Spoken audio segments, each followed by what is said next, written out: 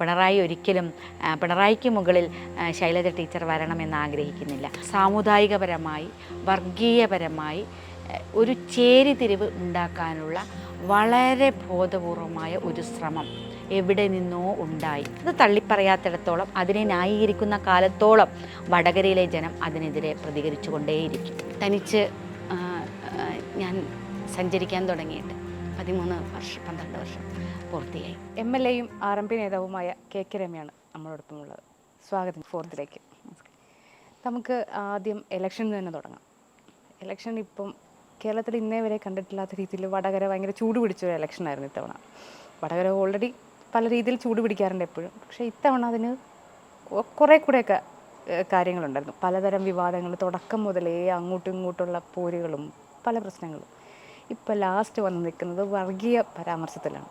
അപ്പം എവിടെയാണ് എനിക്ക് തോന്നുന്നു നമ്മുടെ ഇലക്ഷനുകളിലൊന്നും അങ്ങനെ വർഗീയ പരാമർശമൊന്നും സത്യത്തിൽ വന്ന് കണ്ടിട്ടില്ല. പക്ഷേ വടകര ഇപ്പം അതിന് സാക്ഷിയായിരിക്കുകയാണ്. അപ്പം എന്താണ് ശരിക്കും അതിൻ്റെ പിന്നിലുള്ള സംഗതി എന്ന് പറയുന്നത്? ചേട്ടൻ ഈ ഇലക്ഷനിൽ വടകരയെ സംബന്ധിച്ച്, വടകര മാത്രമല്ല കേരളത്തിൽ നമുക്ക് കേൾക്കാൻ പാടില്ലാത്ത, ഒരിക്കലും സംഭവിക്കാൻ പാടില്ലാത്ത ചില പ്രചരണങ്ങളാണ് ഈ വടകര തിരഞ്ഞെടുപ്പുമായി ബന്ധപ്പെട്ടിട്ടുണ്ടായത്. അതിൽ ഒരുപക്ഷെ ഓൺലൈൻ ഉണ്ടാകുന്ന ചില അധിക്ഷേപങ്ങളും വ്യക്തിപരമായ പ്രശ്നങ്ങളും ഒക്കെ എപ്പോഴും എല്ലാ തിരഞ്ഞെടുപ്പിലും നമ്മൾ കാണാറുണ്ട്. ഞാനൊക്കെ ഒരുപാട് അനുഭവിച്ചിട്ടുണ്ട്. തിരഞ്ഞെടുപ്പിലാണെങ്കിലും അല്ലാതെയുമൊക്കെ അത്തരത്തിലുള്ള പലതും നേരിട്ട് മുന്നോട്ട് രാഷ്ട്രീയ പ്രവർത്തനം നടത്തുന്നത്. പക്ഷേ ഇത് ഏറ്റവും ലാസ്റ്റ് നമ്മുടെ ഈ വടകരയിൽ ഇതൊന്നുമല്ല, ഇതിനപ്പുറത്തേക്ക് അത് തീർത്തും സാമുദായികപരമായി വർഗീയപരമായി ഒരു ചേരിതിരിവ് ഉണ്ടാക്കാനുള്ള വളരെ ബോധപൂർവമായ ഒരു ശ്രമം എവിടെ നിന്നോ ഉണ്ടായി. അത് വളരെയധികം അപകടകരമാണ്.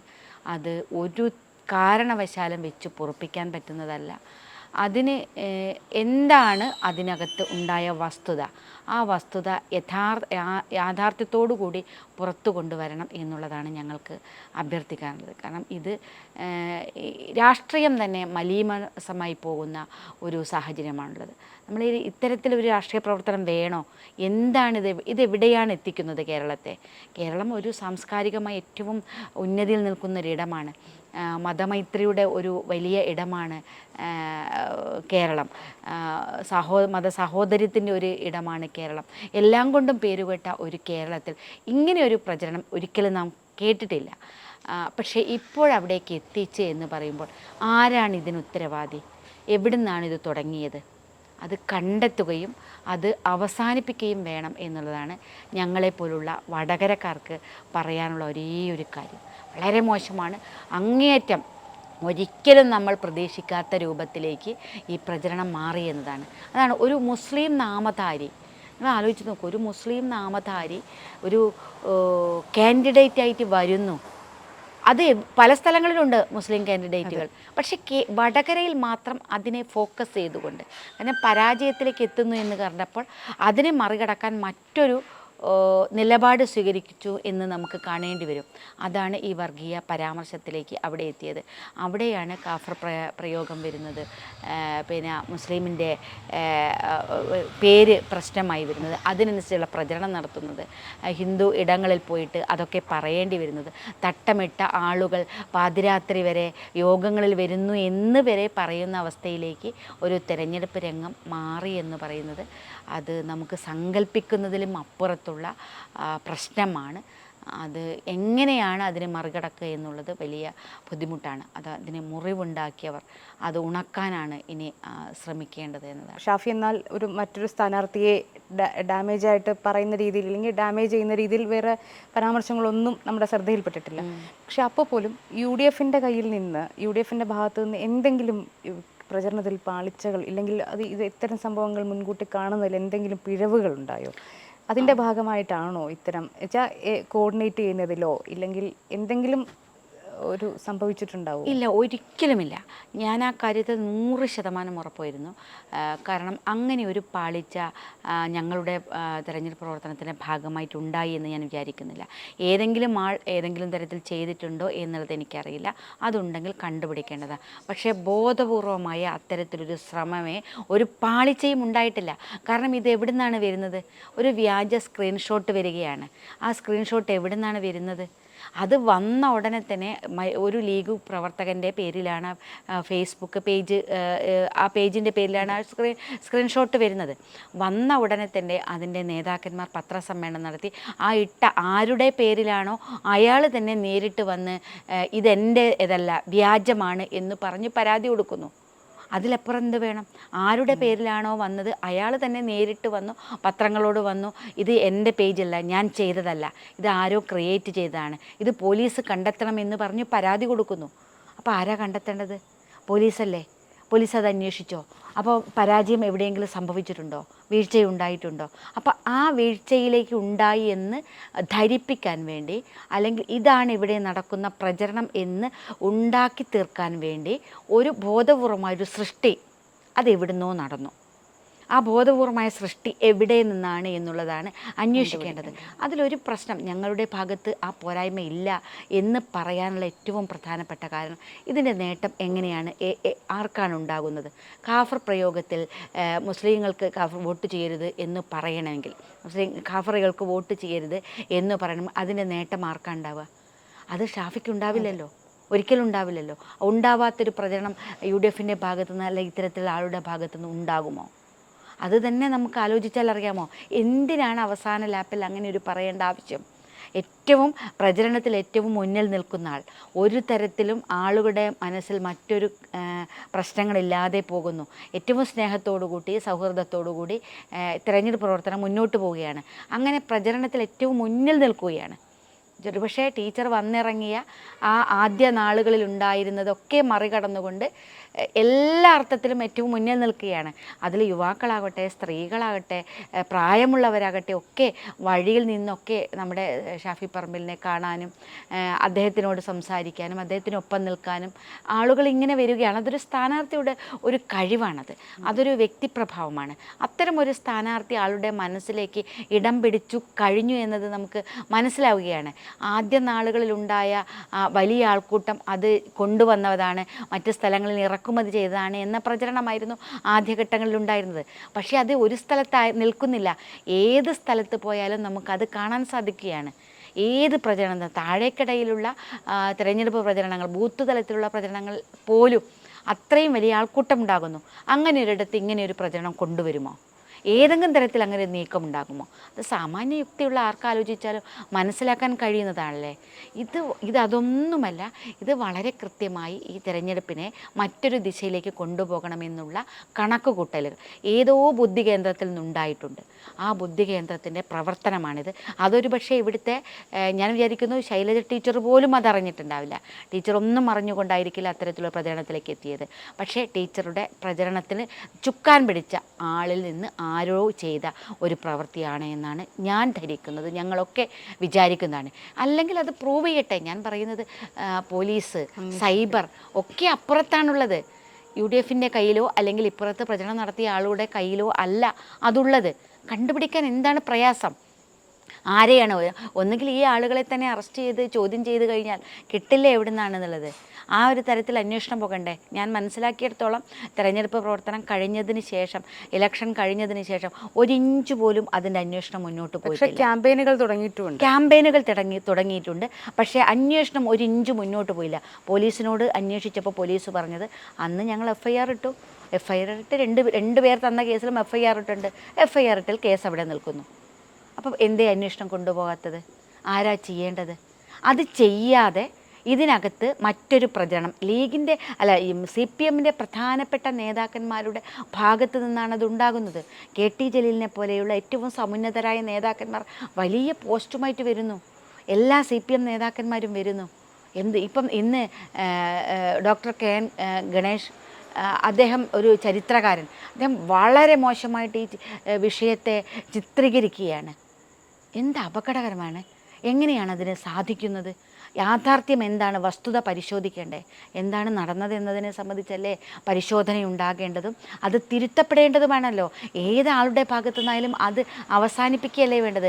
അതിനെ ആ എരു കൂട്ടാൻ വേണ്ടിയിട്ട് അതിനകത്തേക്ക് മുളക് പൊടി ഇട്ട് കൊടുക്കുകയല്ലല്ലോ വേണ്ടത്. ഒരു മുറിവുണ്ടായാൽ അത് കുറച്ചുകൂടി അതിൻ്റെ വീര്യം വർദ്ധിക്കട്ടെ എന്ന് വിചാരിച്ച് അതിനകത്തേക്ക് മുളകോ കുരുമുളകോ ഒക്കെ ചേർത്ത് കൊടുക്കുകയാണല്ലോ ഇപ്പോൾ ചെയ്തുകൊണ്ടിരിക്കുന്നത്. ആർക്കാണത് ഗുണം? കേരളത്തിനാണോ? ഇത് കേരളത്തിൻ്റെ സാംസ്കാരിക ഇടത്തിന് വേണ്ടി സംസാരിക്കുന്ന ആളുകളാണോ? ഇത് ഇടതുപക്ഷ പുരോഗമന പ്രസ്ഥാനത്തിൻ്റെ ആളുകൾക്ക് യോജിച്ചതാണോ? ആ ചോദ്യമാണ് ഞങ്ങൾക്കുള്ളത്. അതാരാണ് തിരുത്തേണ്ടത്? അത് കേരള സമൂഹം വിലയിരുത്തട്ടെ.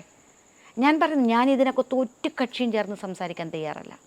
ആരുടെ ഭാഗത്തു നിന്നാണ് അത്തരത്തിലൊരു വീഴ്ചയുണ്ടായിട്ടുണ്ടെങ്കിൽ അത് കൃത്യമായി അന്വേഷിക്കണം, കണ്ടുപിടിക്കണം. ഒരു സംശയം അതിനകത്തില്ല. പക്ഷേ ഞങ്ങളെ സംബന്ധിച്ച് ഞങ്ങൾ ഒരു തരത്തിലും ബോധപൂർവമായ ഈ ഒരു ശ്രമം നടത്തില്ല. അത് 100% ഉറപ്പിച്ചുകൊണ്ട് തന്നെയാണ് ഇത് സംസാരിക്കുന്നത്. അങ്ങേയറ്റ വേദനയോടുകൂടി തന്നെയാണ് ഇത് പറയുന്നത്. ഞാനൊക്കെ ഒരു രാഷ്ട്രീയത്തിൽ ഒരുപാട് കാലമായല്ലോ നമ്മളൊക്കെ രാഷ്ട്രീയ പ്രവർത്തനം നടത്തുന്നത്. CPM നിന്നും ഇപ്പുറത്തു നിന്നും ഒക്കെ രാഷ്ട്രീയ പ്രവർത്തനം നടത്തുകയാണ്. പക്ഷേ നമ്മളൊന്നും ഒരിക്കലും ചിന്തിക്കാത്ത, നമ്മളൊന്നും ഒരിക്കലും പ്രതീക്ഷിക്കാത്ത ഒരു രാഷ്ട്രീയത്തിലേക്ക് ഇത് എത്തിക്കൊണ്ടിരിക്കുകയാണ്. അതിന് ഉത്തരവാദി അതിൻ്റെ കാര്യം പറയുമ്പോഴേ ഇപ്പോൾ 2016 KK രമ നിന്ന സമയത്ത് ഇലക്ഷൻ റിസൾട്ട് വന്നപ്പോൾ നമ്മൾ കണ്ടതാണ് ഒരു അങ്ങേയറ്റ സ്ത്രീ വിരുദ്ധമായിട്ടുള്ള രീതിയിലുള്ള പ്രകടനവും കാഴ്ചകളും. അതിനുശേഷം ഈ തിരഞ്ഞെടുപ്പിൽ നോക്കുമ്പോൾ ഇരു ഭാഗങ്ങളിൽ നിന്നും അങ്ങനെ ഒരു അങ്ങോട്ടും ഇങ്ങോട്ടുള്ള വാഗ്വാദങ്ങൾ ഉണ്ടായിട്ടുണ്ട്. അതിൽ സ്ത്രീവിരുദ്ധ പരാമർശങ്ങളാണ് ഇരുഭാഗത്തു നിന്നും ഉണ്ടായിട്ടുള്ളത്. അത് നമ്മൾ പൂർണ്ണമായിട്ടും അതിനെ തള്ളിപ്പറയുകയും അതിന് ഒരു കാരണവശാലും ന്യായീകരിക്കാനും ചെയ്യാനും തയ്യാറല്ല. അത് അവസാനിപ്പിക്കേണ്ടതാണ്. എന്തുകൊണ്ട് അത് അവസാനിക്കുന്നില്ല ഇപ്പോഴും എന്നാണ്. ഒരു സ്ത്രീയാണ് മറുപക്ഷത്തിലെങ്കിൽ ആ സ്ത്രീക്കെതിരെ ഏത് തരത്തിലേക്കും അവരെ നിർവീര്യമാക്കാനുള്ള പ്രചരണങ്ങൾ നടത്തുക എന്ന് പറയുന്നത് നമുക്ക് അംഗീകരിക്കാൻ കഴിയുന്നതല്ല. അത് അവസാനിപ്പിക്കേണ്ടതാണ്. ആരായാലും അവസാനിപ്പിക്കണം. അത് അവസാനിപ്പിക്കാൻ സാധിക്കുന്നില്ല എന്നുള്ളതാണ്. ഞാനെന്താ പറയുക, നേരത്തെ വന്ന ഇത്തരം കാര്യങ്ങൾക്കൊക്കെ മൗനാനുവാദം കൊടുത്ത ആളുകളാണ് ഇപ്പോൾ ഇത് പാടില്ല എന്ന് പറഞ്ഞു വരുന്നത്. അവിടെയാണ് അതിൻ്റെ ഒരു ഇരട്ടത്താപ്പ് നാം മനസ്സിലാക്കേണ്ടത്. ഒരിക്കൽ പോലും ഇത്തരം ഞങ്ങൾക്കൊക്കെ എതിരെ പ്രശ്നങ്ങളുണ്ടായപ്പോൾ ഒരു തവണ പോലും അത് അരുത് എന്ന് വാക്ക് ഇവരുടെ ആരുടെയും ഭാഗത്തുനിന്നുണ്ടായോ? അതുണ്ടായിട്ടുണ്ടായിരുന്നെങ്കിൽ, അന്ന് ഇതേപോലെ ശക്തമായി എതിർത്തിട്ടുണ്ടായിരുന്നെങ്കിൽ അത് അവസാനിപ്പിക്കാൻ സാധിക്കില്ലേ? ഇപ്പോൾ എൻ്റെയൊക്കെ കോലം കെട്ടിയിട്ട് വളരെ അഭാസകരമായ ഒരു പ്രകടനം ഇവിടെ നയിച്ചിട്ട് എന്ത് നടപടിയെടുത്തു ആ പാർട്ടി? ഇതിലേതെങ്കിലും വനിതാ നേതാക്കന്മാർ അതിനെതിരെ ഒരക്ഷരം പ്രതികരിച്ചോ? അന്ന് പ്രതികരിച്ചിട്ടുണ്ടായിരുന്നെങ്കിൽ നിർത്താമായിരുന്നില്ലേ? ഏതു ഭാഗത്തു നിന്നായാലും അത് അവസാനിപ്പിക്കണമെന്നിൽ. അപ്പോൾ സ്ത്രീയാണ് നേതാവെങ്കിൽ, സ്ത്രീകളാണ് ഇതിനകത്ത് നിൽക്കുന്നതെങ്കിൽ അവരെ എളുപ്പമാണ് ഈ തരത്തിൽ ടാർഗറ്റ് ചെയ്തുകൊണ്ട് അവസാനിപ്പിക്കാം എന്നുള്ള ഒരു മലീമസമായ ഒരു രീതിയുണ്ടല്ലോ. അത് എനിക്കൊന്ന് ഈ സോഷ്യൽ മീഡിയയിൽ വന്നതിന് ശേഷം വന്ന മറ്റൊരു രാഷ്ട്രീയമാണത്. അതിൽ മുഖമില്ലാത്ത ആളുകളുണ്ട്, മുഖമുള്ള ആളുകളുണ്ട്, എല്ലാവരും അത് നടത്തുന്നുണ്ട്. അത് ചെയ്ത് എൻജോയ് ചെയ്യാണ് ഈ പുരുഷാധിപത്യ സമൂഹം എന്ന് പറയുന്നത്. അത് ഏത് ഭാഗത്തു നിന്നായാലും നമുക്ക് അംഗീകരിക്കാൻ സാധിക്കില്ല. അത് അവസാനിപ്പിക്കണം. ഞാനിപ്പോൾ ഏറ്റവും അവസാനം തിരുവനന്തപുരത്തുണ്ടായ നമ്മളെ മേയറുമായി ബന്ധപ്പെട്ട ഒരു വിഷയം, ഇപ്പം ഇന്ന് റീസെൻ്റ്ലി നാം ചർച്ച ചെയ്തുകൊണ്ടിരിക്കുന്ന ഒരു വിഷയമാണ്. അത് ആ KSRTC ഡ്രൈവർക്കെതിരെയും അല്ലെങ്കിൽ ഡ്രൈവറും ചെയ്ത അതെന്താണോ, ഞാൻ ഇപ്പോഴും അത് പറയുന്നു, അതിൽ മെമ്മറി കാർഡ് കാണാനില്ല, അത് പോലീസ് ആ തരത്തിൽ ആക്ട് ചെയ്തിട്ടില്ല, അത് കണ്ടുപിടിക്കണം. അതൊക്കെ ആ ഒരു വശത്ത് നിൽക്കട്ടെ, ഞാനതിനെ കടക്കുന്നേയില്ല. അതൊരു തെറ്റും ശരിയും എന്താണോ അത് കണ്ടുപിടിക്കുക. പക്ഷെ മറുഭാഗത്ത് നിൽക്കുന്ന ഒരു വനിത എന്ന നിലയ്ക്ക്, മേയർ എന്ന നിലയ്ക്ക് അവരെ വലിയ രൂപത്തിൽ മോശമായി ഇപ്പോഴും സൈബർ ഇടങ്ങളിലൊക്കെ സംസാരിച്ചു കൊണ്ടിരിക്കുന്നത് നമുക്ക് അംഗീകരിക്കാൻ കഴിയും. അത് നിർത്തണമെന്നാണ് ഞാൻ പറയുന്നത്. ആരായാലും അത് അവസാനിപ്പിക്കണം. പക്ഷേ ഇപ്പോഴും ഇത്തരം ആക്രമണങ്ങൾ നേരിട്ടുകൊണ്ടിരിക്കുന്ന ഒരാളാണ്. അതെ, ഞാൻ ഇപ്പോഴും നേരിട്ടുകൊണ്ടിരിക്കുന്നുണ്ട്. ഞാൻ അതുകൊണ്ട് തന്നെ വളരെ വ്യക്തമായിട്ട് പറയുന്നു, ഞാൻ നേരിടുന്ന മുഴുവൻ CPMൻ്റെ സൈബർ ഇടങ്ങളിൽ നിന്നാണ്. CPMൻ്റെ സൈബർ കൊടിസുനിമാർ എന്ന് തന്നെ നമുക്ക് വിശേഷിപ്പിക്കാം. അവരുടെ ഭാഗത്തു നിന്നാണ്. ഇപ്പം തന്നെ ടീച്ചറുടെ പ്രൊഫൈൽ വെച്ച ഫോട്ടോയിൽ നിന്ന് പോലും എനിക്ക് ഏറ്റവും മോശമായ, ഏറ്റവും ഹീനമായ കാര്യങ്ങൾ ഞാൻ കാണേണ്ടി വന്നിട്ടുണ്ട്, കേൾക്കേണ്ടി വന്നിട്ടുണ്ട്. അതിപ്പോഴും തുടരുകയാണ്. എനിക്കതിൽ ഒരു വിഷയവുമില്ല. അപ്പോൾ കഴിഞ്ഞ 13 വർഷമായി അത് നേരിട്ടുകൊണ്ടിരിക്കുകയാണ്. പക്ഷേ അത് ആർക്കും ഉണ്ടാവരുത് എന്നാണ് നമ്മൾ പറയുന്നത്. ഒരു സ്ത്രീക്കെതിരെ ഞങ്ങൾ പറയില്ല എന്ന തീരുമാനമെടുത്താൽ ഇവിടെ അവസാനിപ്പിക്കാൻ സാധിക്കും എന്നാണ് ഞാൻ വിചാരിക്കുന്നത്.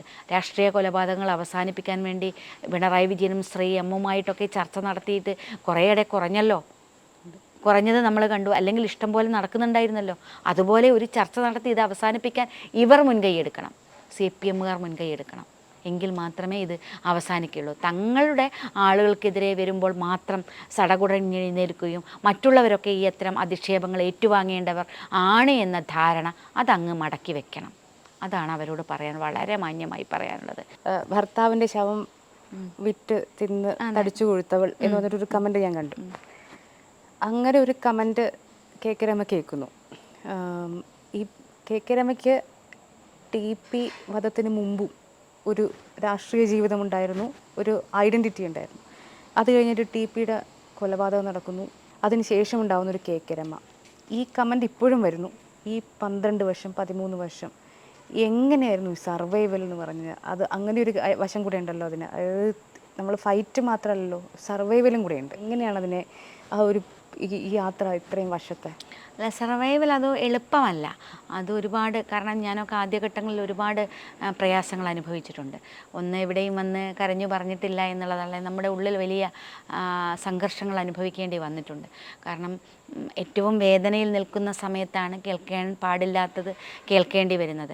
ഒരു രാഷ്ട്രീയം മുന്നോട്ട് കൊണ്ടുപോകുന്നു എന്നതിൻ്റെ ഭാഗമായിട്ടാണത്.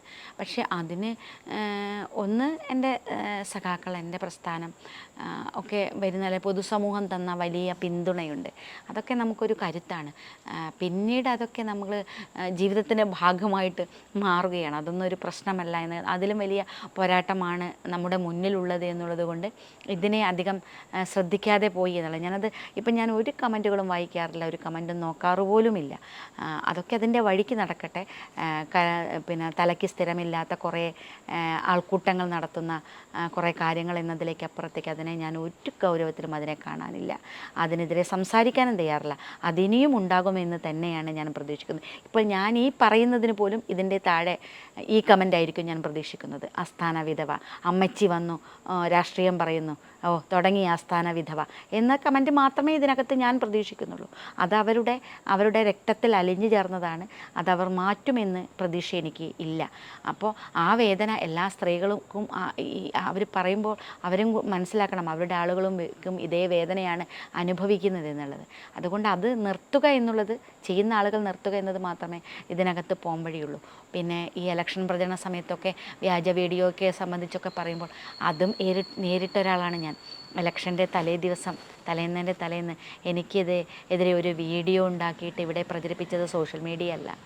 ഒരു സ്ഥാനാർത്ഥി എന്ന നിലയ്ക്ക് ഞാനന്ന് ഒരുപക്ഷെ ഞാൻ ജയിക്കില്ല, 100% ഉറപ്പായിട്ട് തന്നെയാണ് മത്സരിച്ചത്. ഞങ്ങൾ രാഷ്ട്രീയം പറയാൻ വേണ്ടിയിട്ടാണ് മത്സരിച്ചത്. പക്ഷേ ആ സ്ഥാനാർത്ഥിയെ ഇത്ര മോശക്കാരായ ഒരു സമൂഹത്തിൽ ചിത്രീകരിക്കാൻ വേണ്ടി ഒരു പാർട്ടി നടത്തിയ ശ്രമം മറക്കില്ല കേരളം, മറക്കില്ല. എൻ്റെ ഉള്ളും മറക്കില്ല. കാരണം ഞാനൊരു പെൺകുട്ടിയെ ചീത്ത പറയുന്നു എന്ന് പറഞ്ഞുകൊണ്ട് പറയാത്തൊരു കാര്യം എഡിറ്റ് ചെയ്തുകൊണ്ട് അത് കൈരളി TV-യിൽ ഒരു ദിവസം മുഴുവൻ പ്രക്ഷേപണം ചെയ്തു.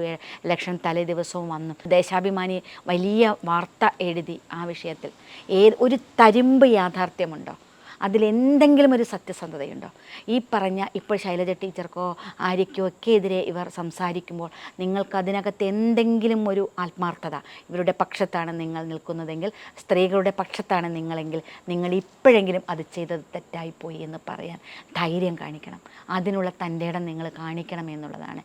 എൻ്റെ ജീവിതം നഷ്ടപ്പെട്ടു, എൻ്റെ മകനെ അച്ഛനെ നഷ്ടപ്പെടുത്തിയിടത്തിലാണ് ഞാൻ ആ രാഷ്ട്രീയം മുന്നോട്ട് കൊണ്ടുപോകുന്നത്. അതൊരു അനിവാര്യമായ രാഷ്ട്രീയമാണ് എന്ന തിരിച്ചറിവിൻ്റെ അടിസ്ഥാനത്തിൽ ആ തെറ്റേ ചെയ്തിട്ടുള്ളായിരുന്നു. അതിനാണ് ഇതൊക്കെ കേട്ടുകൊണ്ടിരുന്നത്. ജോൺ ബ്രിട്ടാസൊക്കെ ഉണ്ടല്ലോ അതിനകത്ത്. ബ്രിട്ടാസ് എന്ന് പറയട്ടെ, ബ്രിട്ടാസിനെ ഞാൻ വെല്ലുവിളിക്കും. നിങ്ങൾ അന്ന് ചെയ്ത ആ വീഡിയോ വ്യാജമായിരുന്നു, ഞങ്ങളതിൽ ഖേദിക്കുന്നു എന്ന് പറയാൻ ധൈര്യമുണ്ടോ ബ്രിട്ടാസിന്?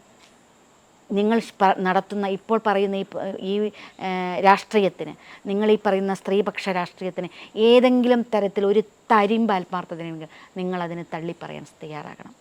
ഞാൻ വെല്ലുവിളിക്കുകയാണ് ജോൺ ബ്രിട്ടാസിന്. ജീവിതത്തിലൊപ്പം ഉണ്ടായിരുന്ന ഒരാളെന്നുള്ളൊരു ഉപരിയായിട്ട് KK രമയ്ക്ക് ആരായിരുന്നു ശരിക്കും TP ചന്ദ്രശേഖരൻ? എനിക്കതിന് ഉത്തരമില്ല തന്നെയാണ്. കാരണം നമ്മുടെ ഒരു ജീവിതത്തിലേക്ക് നമ്മളൊരു പങ്കാളിയെ തിരഞ്ഞെടുത്തു കഴിഞ്ഞാൽ അദ്ദേഹം നമ്മുടെ എല്ലാമാണ്. പരസ്പരം തിരിച്ചും അങ്ങോട്ടും ഇങ്ങോട്ടും ആ തരത്തിലാണ്. നേരത്തെ ഞാൻ എൻ്റെ ജീവിതത്തിൽ എനിക്കൊരു കൂട്ടുണ്ടെങ്കിൽ ആ തരത്തിലൊരാളാകണം, എല്ലാ അർത്ഥത്തിലും ഒരു ഒരു ഒരു ഭാര്യ അല്ലെങ്കിൽ ഒരു ഭർത്താവ് ഒരു ആധിപത്യമല്ല അതിനകത്ത്, ഒരു പങ്കാളി ആ ഒരു തരത്തിൽ പോകണമെന്ന് ആഗ്രഹിച്ച ഒരാളാണ്. എനിക്ക് ആ തരത്തിലൊരു ജീവിതമായിരുന്നു എനിക്ക് കിട്ടിയതും ചന്ദ്രശേഖരനെ കൂടെ. അതുകൊണ്ട് തന്നെ ഞാൻ ആ ലൈഫ് വലിയ തോതിൽ ആസ്വദിച്ച് മുന്നോട്ട് പോവുകയായിരുന്നു. അപ്പോൾ എല്ലാം കൊണ്ടും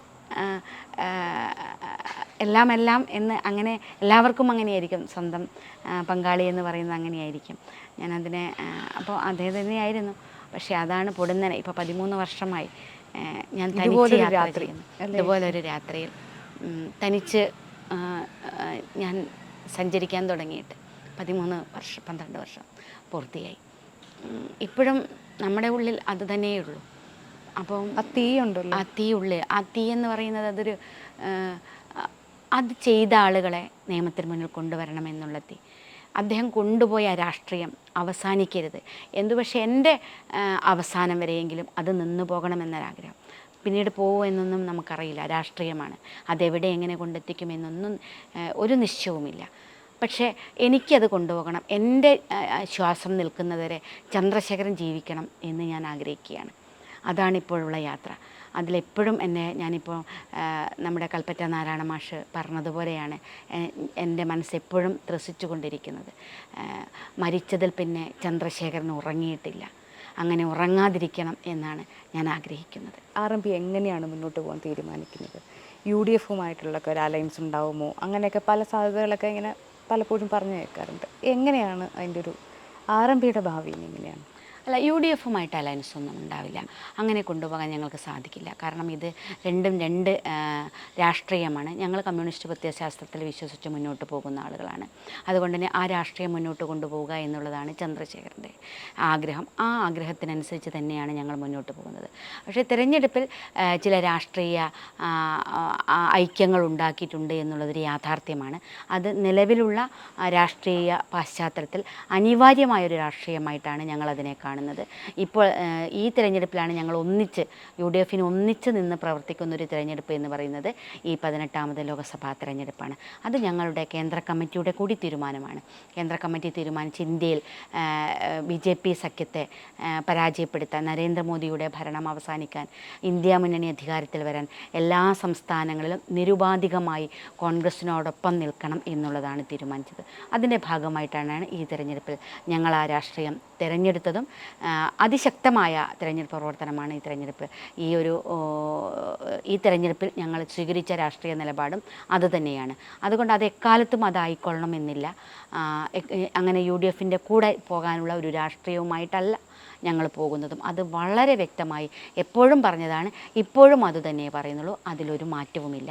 പിന്നെ രാഷ്ട്രീയമാണ്, കുറേ അങ്ങോട്ടേക്ക് എത്തുമ്പോൾ ഏതൊക്കെ RMP എങ്ങനെയാവും എന്നൊന്നും എനിക്ക് പറയാൻ സാധിക്കില്ല. കാരണം RMP വളരുമോ, ഇതിലും കൂടുതലായിട്ട് പോകാൻ സാധിക്കുമോ, ഇന്ത്യയുടെ രാഷ്ട്രീയം എന്തായിരിക്കും എന്നൊന്നും നമുക്ക് പ്രവചിക്കാൻ കഴിയാത്ത ഒരു രാഷ്ട്രീയമാണ്. അത് ഏത് രാഷ്ട്രീയത്തിനായാലും. ഇപ്പോൾ CPM എന്ന് പറയുന്ന വലിയ പാർട്ടി എവിടെയും അല്ലാതായിത്തീരുന്നൊരവസ്ഥയാണ് നമ്മൾ കാണുന്നത്. അപ്പോൾ അതിലപ്പുറം അതുകൊണ്ട് തന്നെ അവർ പറയുന്ന ഒരു ഇടത് അത് അവസാനിച്ചിരിക്കുകയാണ്.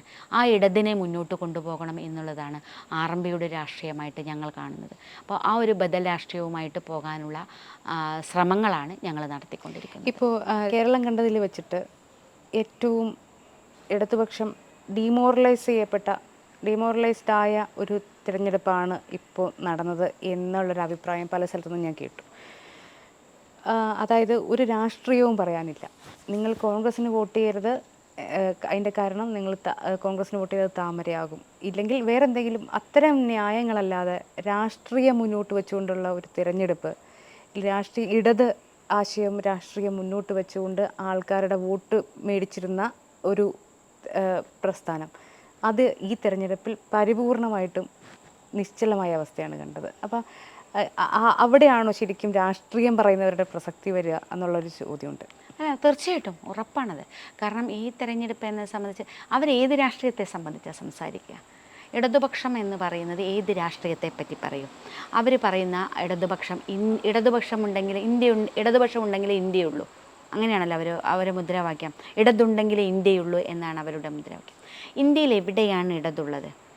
കേരളത്തിൽ ഒഴിച്ചു നിർത്തിയാൽ വേറെ എവിടെയെങ്കിലും ഇടതുണ്ടോ?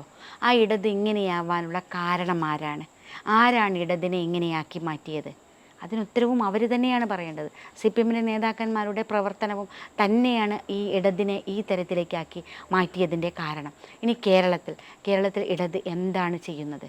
കഴിഞ്ഞ 7 വർഷവുമായിട്ടും ഇവിടെ ഭരിച്ചുകൊണ്ടിരിക്കുന്ന സർക്കാർ, ഇടതുപക്ഷം എന്ന് അവകാശപ്പെടുന്ന സർക്കാർ ഭരിച്ചിട്ട് ഇവിടുത്തെ സാധാരണക്കാരന് എന്ത് പ്രയോജനമാണ് ഉണ്ടായത്?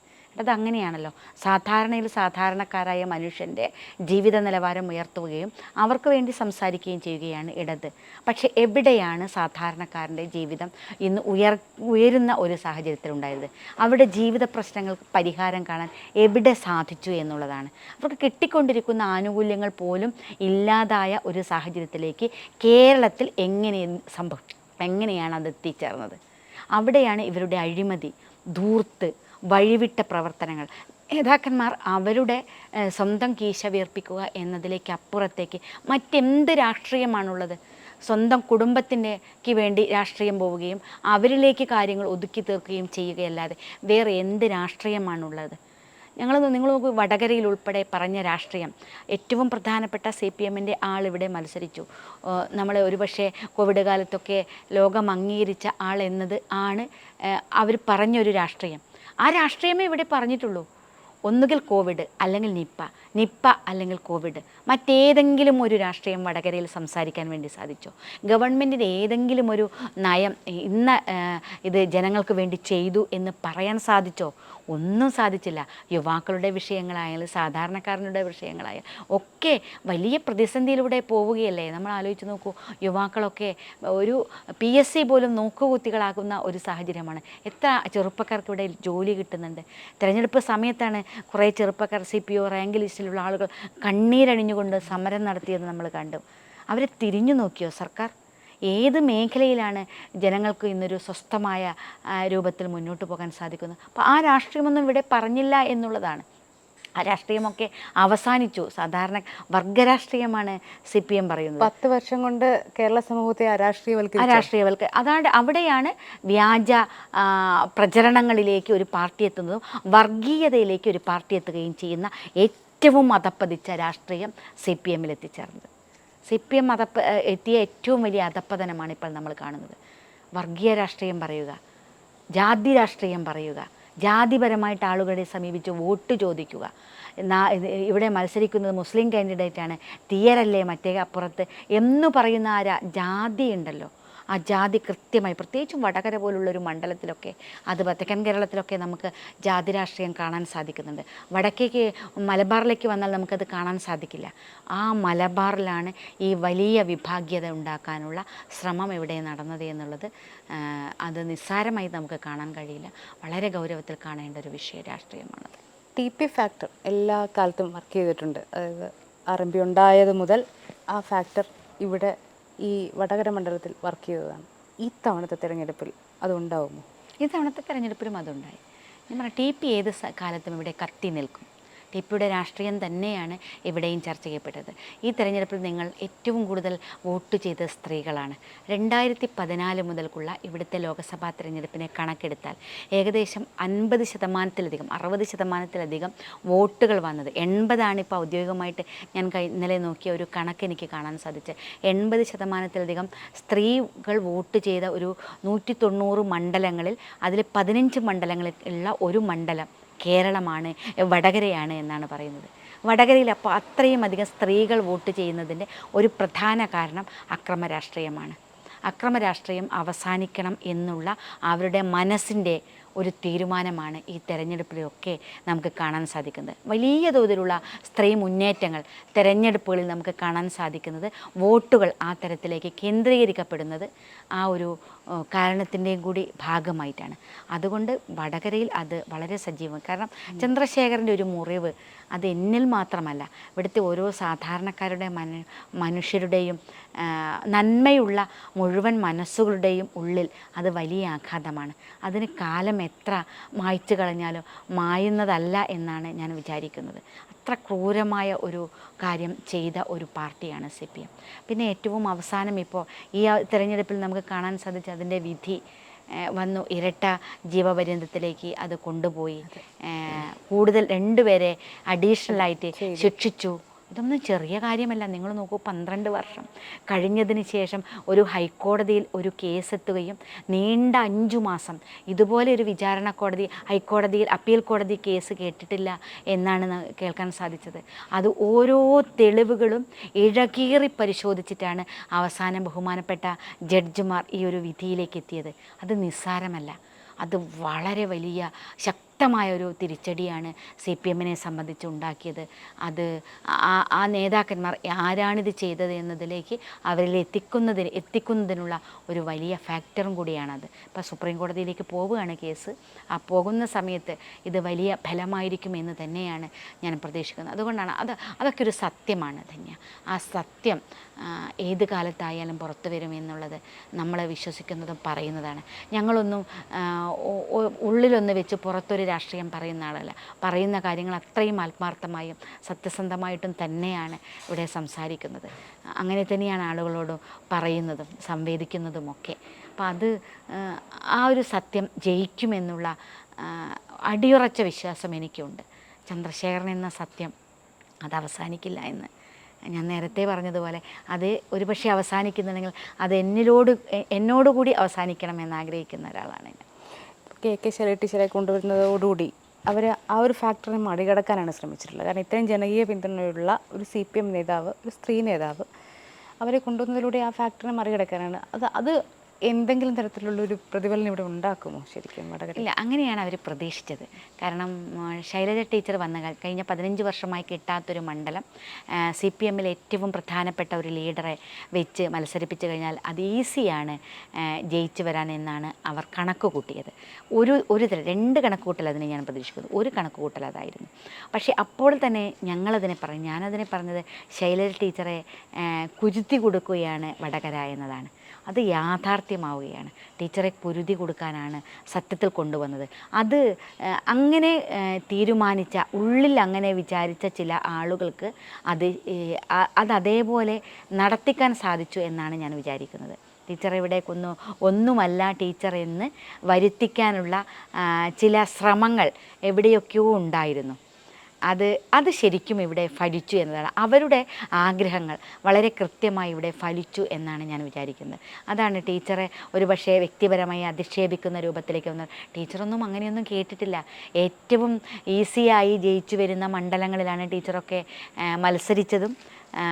ഇവരുടെ ഭൂരിപക്ഷമുള്ള സ്ഥലങ്ങളിലാണ് മത്സരിച്ച് കേരളത്തിലെ തന്നെ ഏറ്റവും വലിയ ഭൂരിപക്ഷത്തോടു കൂടിയാണ് കഴിഞ്ഞ നിയമസഭയിൽ ടീച്ചർ വിജയിച്ച് കയറിയത്. അതൊക്കെ ഒരു ഈസി വാക്ക് ഓവറായിരുന്നു. അവിടെയൊന്നും മറ്റൊരു എതിർ ശബ്ദങ്ങൾ അധികം ഇല്ലാത്തൊരു സ്ഥലത്താണ്. അപ്പോൾ ഇവിടെ ഇതുപോലെയുള്ള ഒരു പൊളിറ്റിക്കലി വലിയ തോതിൽ അലർട്ടായ വലിയ പ്രശ്നങ്ങളുള്ള ഒരു മണ്ഡലത്തിലേക്ക് വരുമ്പോൾ അതിനനുസരിച്ചുള്ള ചില രാഷ്ട്രീയ പ്രത്യാരോപണങ്ങൾ എന്തായാലും ഉണ്ടാകും. അപ്പം അത് നേരിടാൻ ടീച്ചർക്ക് ഒത്തിരി ബുദ്ധിമുട്ടുണ്ടായി. അത് ടീച്ചർ പതറിപ്പോയി എന്നാണ് ഞാൻ വിചാരിക്കുന്നത്. അതുകൊണ്ടാണ് ടീച്ചർ പത്രസമ്മേളനം നടത്തി അത്തരത്തിലൊരു കാര്യം പറയേണ്ടി വരുന്ന ഒരു തൊണ്ടയിടറി സംസാരിക്കുന്ന ഒരു സാഹചര്യത്തിലേക്ക് ടീച്ചർ എത്തിച്ചത് ആ ഒരു പ്രചരണമാണ്. ടീച്ചർ അതിൽ വലിയ തോതിൽ പതറിപ്പോയി ടീച്ചർ. പക്ഷേ എനിക്ക് തോന്നുന്നു ടീച്ചർ ആ പത്രസമ്മേളനം പോലും ടീച്ചർ നടത്താൻ പാടില്ലാത്തതായിരുന്നു. പാർട്ടി നേതാക്കന്മാരല്ലാതെ ടീച്ചർ അത് പറഞ്ഞ് അത് തന്നെ അത് ശരിയായ അത് ടീച്ചറെ വെട്ടിലാക്കിയതാണ് എന്നാണ് ഞാൻ വിചാരിക്കുന്നത്. അതങ്ങനെ പറയുമ്പോൾ സ്വാഭാവികമായിട്ടും വൈകാരികമായി പോകും അങ്ങനെ ഇത്തരം ആരോപണങ്ങൾ വരുമ്പോൾ. പക്ഷേ അത് ആ തരത്തിലേക്ക് ആവുമെന്ന് അറിഞ്ഞുകൊണ്ട് തന്നെ ടീച്ചറെ കൊണ്ട് അത് നടത്തിച്ചതാണെന്നാണ് ഞാൻ വിചാരിക്കുന്നത്. അതുകൊണ്ടാണ് 2 ദിവസം കഴിഞ്ഞ് അത് മാറ്റിപ്പറഞ്ഞു. അത് മറ്റൊരു ഫോൾട്ട്. പറഞ്ഞതിലാദ്യം ഉറച്ചു നിന്നില്ല എന്ന് മാത്രമല്ല, വീണ്ടും അത് ടീച്ചർ മാറ്റി പറഞ്ഞു. അതും ടീച്ചറെ കൊണ്ട് പറയിപ്പിച്ചതാണ്. എന്നിട്ട് എനിക്ക് തൊണ്ടയ്ക്ക് പ്രശ്നമുള്ളതുകൊണ്ടാണെന്നൊക്കെ പറഞ്ഞു. ആ പൊതുസമൂഹത്തിൽ ടീച്ചർക്ക് ഉണ്ടായിരുന്ന ഒരു ഇമേജ് തകർക്കാൻ ആരോ വിചാരിച്ചു. ഞാനതാണ് CPM-ന് അകത്ത് തന്നെയുള്ള ആരോ ചിലർ നടത്തിയ നീക്കമാണ്, ഗൂഢാലോചനയാണ് അതിനകത്ത്. അതിൽ പിണറായി വിജയൻ ഉൾപ്പെടെ വളരെ വ്യക്തമായ പങ്കുണ്ടല്ലോ. പിണറായിക്ക് മുകളിൽ ശൈലജ ടീച്ചർ വരണമെന്ന് ആഗ്രഹിക്കുന്നില്ല. അതുകൊണ്ടാണ് നവകേരള സദസ്സ് മട്ടന്നൂർ വന്നപ്പോൾ വേദിയിലിരുത്തി ടീച്ചറെയും ഭർത്താവിനെയും പോലും വിമർശിക്കാൻ ഒരു ഭരണാധികാരി ധൈര്യം കാണിച്ചിട്ടുണ്ടെങ്കിൽ എന്ന് പറഞ്ഞ ഒരു അഹങ്കാരം, അതൊരു അഹങ്കാരമായിരുന്നു. അതങ്ങേയറ്റത്തെ ഒരാൾ പോലും എനിക്കെതിരെ ആരും പറയില്ല എന്നുള്ള ഒരു ധാരണയാണത്. ആ ഒരു ധാരണയിലാണ് അതൊക്കെ പറഞ്ഞത്. അപ്പോൾ അത്തരം കേന്ദ്രങ്ങളിൽ തന്നെയാണ് ഇതിന് പിന്നിലുള്ളത് എന്ന് തന്നെയാണ് എനിക്ക്. എന്തൊക്കെ വ്യാജ പ്രചരണങ്ങൾ ഇവിടെ കൊണ്ടുവന്ന് ഈ തെരഞ്ഞെടുപ്പ് അട്ടിമറിക്കാൻ നോക്കി. ആദ്യം തൊഴിലുറപ്പ് തൊഴിലാളികളെയാണ് എതിരാക്കാൻ നോക്കിയത്, അവർക്കെതിരെ മുദ്രാവാക്യം വിളിപ്പിച്ചു. എന്തായിരുന്നു സത്യാവസ്ഥ? സത്യത്തിൽ ആ സ്ത്രീകളെ വലിയ മോശമാക്കി ഇതാക്കുകയല്ലേ ആ പാർട്ടി ചെയ്തത്. വളരെ മോശം പ്രചരണമായിരുന്നല്ലോ ആദ്യം തുടങ്ങിയത്. അതാണ് അവിടെ വെച്ച് ആ പ്രകടനത്തിൽ പങ്കെടുത്ത ആളുകളെ വെണ്ണപ്പാളി സ്ത്രീകളെന്ന് വിളിച്ചു, ജയരാജൻ അധിക്ഷേപിച്ചു. ഒരക്ഷരം ടീച്ചർ പോലും പറഞ്ഞില്ലല്ലോ വെണ്ണപ്പാളി എന്ന് പറഞ്ഞാൽ എന്താണ് അർത്ഥം. അതിനെന്നിട്ട് മറ്റൊരു വ്യാഖ്യാനം കൊണ്ടുവരുന്നു. അതാണ് നിങ്ങൾ ആലോചിച്ച് നോക്കൂ, എങ്ങനെയാണിത് സാധിക്കുന്നത് എന്നാണ്. ആ അത്തരം വിഷയങ്ങളെ തള്ളേണ്ടിടത്ത് തള്ളിപ്പറയാൻ ഈ നേതാക്കന്മാർക്ക് സാധിക്കുന്നില്ല. അതാണ് തങ്ങളുടെ നേതാക്കന്മാർ പറയുന്നതിനെല്ലാം ന്യായീകരിച്ച് അതിലുള്ള വനിതാ നേതാക്കന്മാരൊക്കെ എവിടെയോ എത്തുകയാണ്. അവർക്ക് ഒരു പൊളിറ്റിക്കൽ ക്രെഡിബിലിറ്റിയും ഇല്ലാതെ പോകുന്നു. അപ്പം ടീച്ചർ എന്ന് പറയുന്നൊരു ഇമേജ് പൊളിച്ചു കൊടുക്കുക എന്നുള്ള ഒരാഗ്രഹം ഉണ്ടായിരുന്നോ? അതുകൊണ്ടാണ് ടീച്ചറെ ഇവിടെ നിർത്തിയത് എന്നാണ് ഞാൻ വിചാരിക്കുന്നത്. അത് വടകരയിൽ കൃത്യമായി ഫലിക്കുമെന്ന് അവർക്കറിയാം. വടകരയിൽ ഒരു കാരണവശാലും ഇനിയിപ്പോൾ ഷാഫി പറമ്പിൽ മാത്രമല്ല, മുരളീധരനായിരുന്നു ഇവിടുത്തെ സ്ഥാനാർത്ഥിയെങ്കിൽ പോലും വളരെ ദയനീയമായി ടീച്ചർ ഇവിടുന്ന് പരാജയപ്പെടുന്നായിരുന്നു. അത്ര ശക്തമാണ് ഇവിടുത്തെ വികാരം എന്ന കാര്യത്തിൽ ഒരു സംശയമില്ല. അതുകൊണ്ട് സ്ഥാനാർത്ഥിക്ക് ആ തരത്തിൽ വടകരയിൽ ടീച്ചറെ രാഷ്ട്രീയ ഭാവി ഒരു തരത്തിൽ അവസാനിപ്പിക്കാം എന്നുള്ള ആലോചനയുടെ ഭാഗമായിട്ടാണ് ടീച്ചറെ ഇവിടെ മത്സരിപ്പിച്ചത് എന്നാണ് ഞാൻ വിചാരിക്കുന്നത്. അത്ര ശക്തമാണ് ഇവിടെ TP ഫാക്ടറും. തീർച്ചയായിട്ടും അത്ര ശക്തമാണ് TP ഫാക്ടർ. രാഷ്ട്രീയ കൊലപാതകങ്ങൾ, അക്രമ രാഷ്ട്രീയം ഒക്കെ വടകരയിൽ ശക്തമാണ്. ഏത് തെരഞ്ഞെടുപ്പായാലും അത് പ്രതിഫലിക്കും. അവരുടെ ഉള്ളിൽ അത് കെട്ടടങ്ങില്ല. ആ ഒരു പ്രതികാരം അല്ലെങ്കിൽ CPM അതിനകത്തെ ഇപ്പോഴും ന്യായീകരിക്കുകയാണല്ലോ. അതുകൊണ്ടാണ് ഞാൻ പറയുന്നത്, ഒരിക്കൽ പോലും അതിനെ തള്ളിപ്പറഞ്ഞില്ലല്ലോ. അത് തള്ളിപ്പറയാത്തിടത്തോളം, അതിനെ ന്യായീകരിക്കുന്ന കാലത്തോളം വടകരയിലെ ജനം അതിനെതിരെ പ്രതികരിച്ചു കൊണ്ടേയിരിക്കും.